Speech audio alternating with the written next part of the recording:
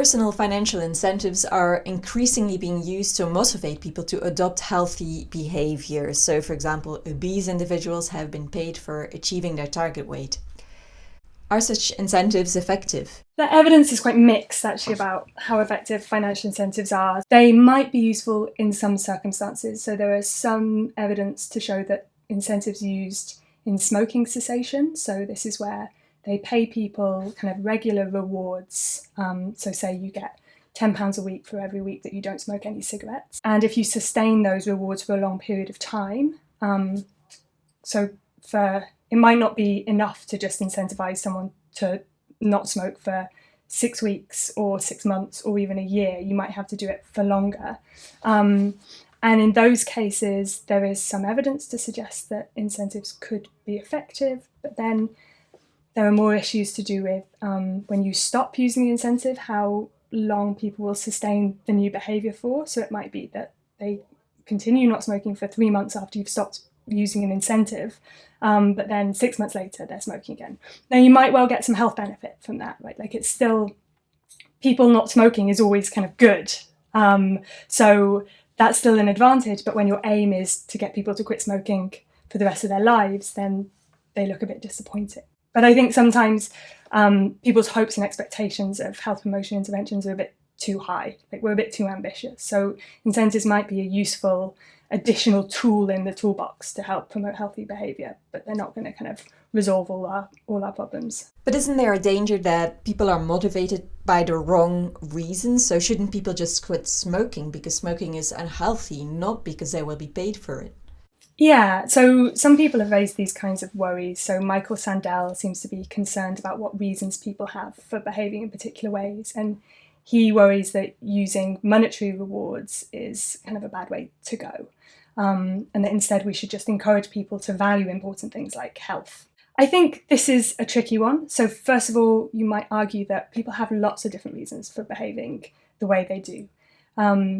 Just because I smoke in the absence of an incentive, but don't smoke when you offer me an incentive, doesn't mean that I'm only doing it for the money. I could really, really want to quit smoking and try really, really hard. And it just so happens that something about the timing of the incentive, the size of the incentive, the person who's offering it to me means that actually pushes me just over the edge. You might also argue that there's something very kind of perfectionistic, we say, in describing right and wrong reasons for acting in particular ways. There are many different kinds of lifestyles and diets that people eat and hobbies that they engage in.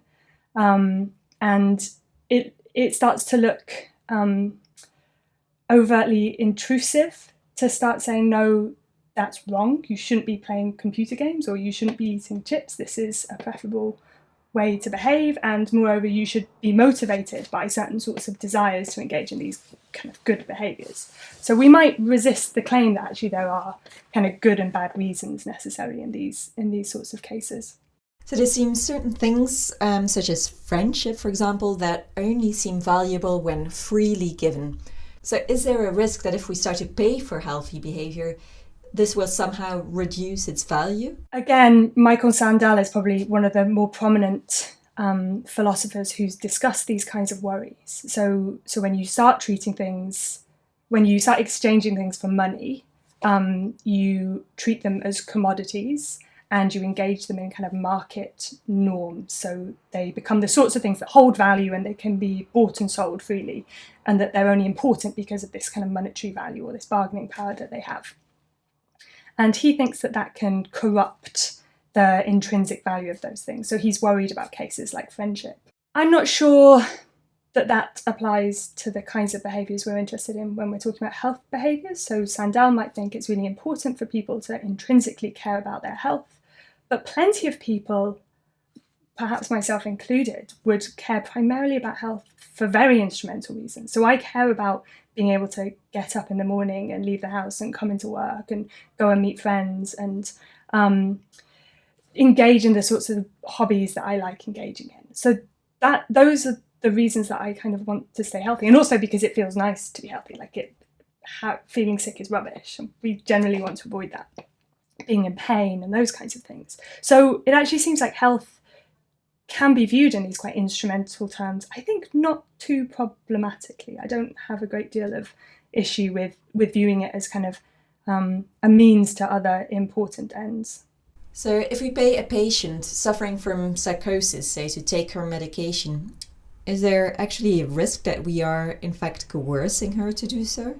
A lot of philosophers have argued that in principle, incentives or rewards can never be coercive because they don't involve a threat.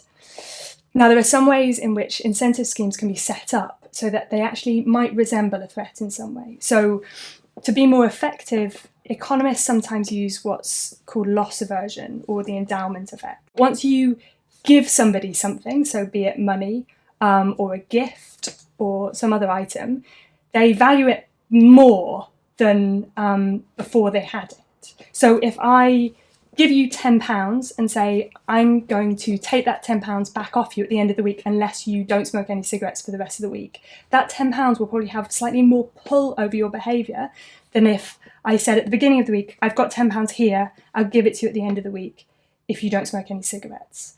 So some of the people who design the incentive schemes that are being used to try and promote healthy behaviours will use these these little levers that we have over human psychology in order to make a small bit of money go a bit further. So it looks like if you're giving people money and then taking it off them, you're potentially making a threat. So you're saying, I'm going to make you worse off unless you do what I want. And in those cases, it looks like incentives could fall into this category of coercion.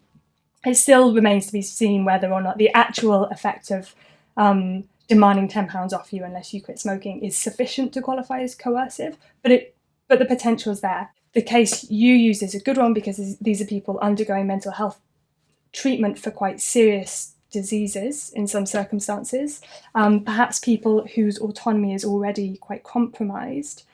And we tend to be particularly sensitive about how we treat people surrounding medication, so whether or not we use undue influence in order to get people to take drugs, which seems like the sort of thing that someone should choose for themselves. Again, it's hard to kind of weigh up the effect the incentive is having on someone's autonomy in these kinds of cases and whether or not we'd want to describe it as coercive. So if someone, at week 1 says, yes, I want to enter this treatment program, I want to take my antipsychotic depot medication every week, and then in week 3, they've had a really stressful time, their life has become more chaotic, and they miss the appointment, is that them kind of acting in line with their sort of true preference in some sense? Or if they were being offered an incentive every time they showed up to take their medication and that helped them focus in week 3, so they turned up and they took their medication, is that actually enhancing their autonomy or their freedom to act in line with their earlier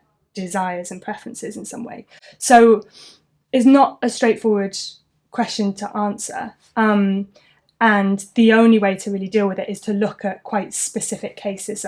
Sometimes we can set parameters. So we might think that offering people £1 million is, and if those people are in, like if they're in kind of very deprived circumstances, their life is really tough, £1 million is going to completely change their whole life.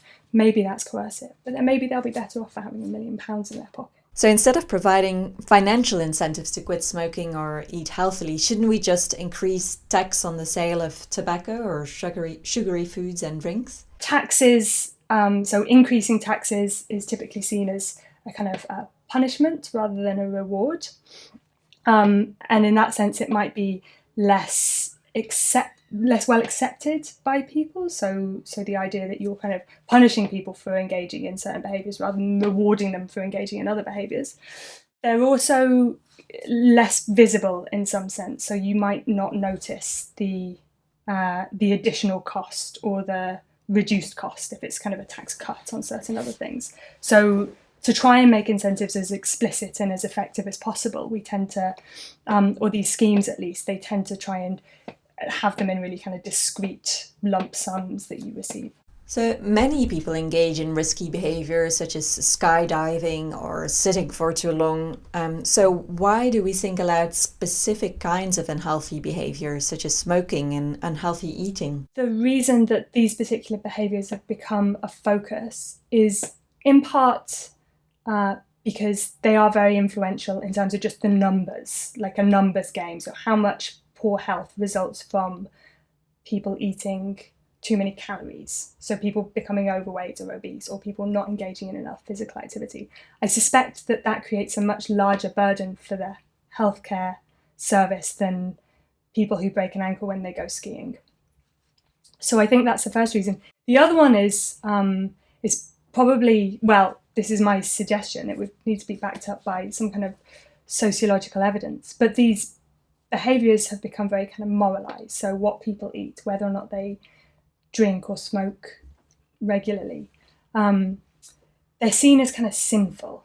They're seen as the sorts of things that people just shouldn't be doing. And so they become kind of an easy target. Like, it's easy to justify policy, which makes it harder for people to do those activities. Whereas these other behaviours that also expose people to risk, like skiing, like getting pregnant, I think divorce is quite bad for people's health. These are the kinds of things that the government doesn't seem to have much appetite for trying to change, even though it might promote health.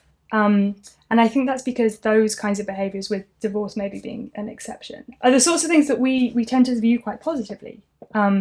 And they're not seen as sinful typically. They're seen as kind of hearty and contributing to society, particularly in the case of pregnancy. So there are other things going on here, and there are other reasons why we might try and change certain behaviours and leave other behaviours alone. But the behaviours that tend to be targeted by financial incentives to promote health often are quite stigmatised behaviours. So those who engage in unhealthy behaviour receive rewards for stopping that behaviour, whereas those already engaging in healthy behaviour do not receive any reward. So is paying people to engage in healthy behaviour unfair to those who already lead healthy lifestyles? Yeah. This is really interesting. And it's something that seems to bother quite a lot of people. And the way that incentive schemes get reported in certain parts of the popular press, in the UK at least, is that the kinds of people who are getting these incentives are the least deserving, the people engaging in all sorts of terribly unhealthy behaviours, being selfish and lazy and these kinds of things. And so they're the last people that should be getting payments from the state. I think if you see it in that light, it does look kind of unfair, so that they're being rewarded for unhealthy behaviour in some way. The approach that tends to be taken by the kind of health psychologists that get involved in these schemes is that an incentive is just another form of healthcare intervention. So we are trying to treat people who have diseases. We're trying to treat people with kind of cancer and heart disease and type 2 diabetes, but we're trying to treat them before they develop those diseases. So it's a preventative measure. The typical size of these incentives isn't huge. Like, it's not, you can't quit your job and just earn enough to live off by becoming a professional incentive receiver. £10 a week to quit smoking is roughly about what it tends to be, maybe £15.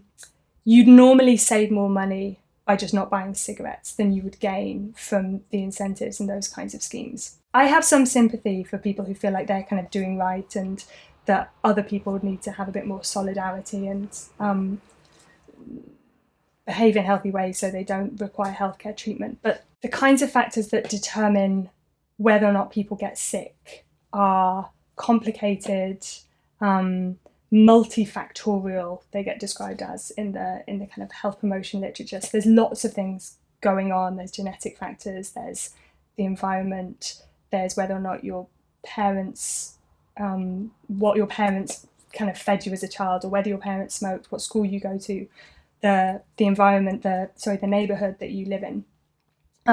So the sense in which people kind of actively choose to engage in unhealthy behaviours is unclear. And that seems to have implications for how to what extent we want to consider people responsible for those behaviours and therefore kind of blameworthy for any harmful consequences. Or indeed, people who don't smoke, to what extent they should be considered praiseworthy for not smoking. I mean, maybe they just never heard of cigarettes, right? Like, so it's not obvious actually that the people who engage in unhealthy behaviours and then are offered incentives in order to change their behaviour are less deserving in any clear way.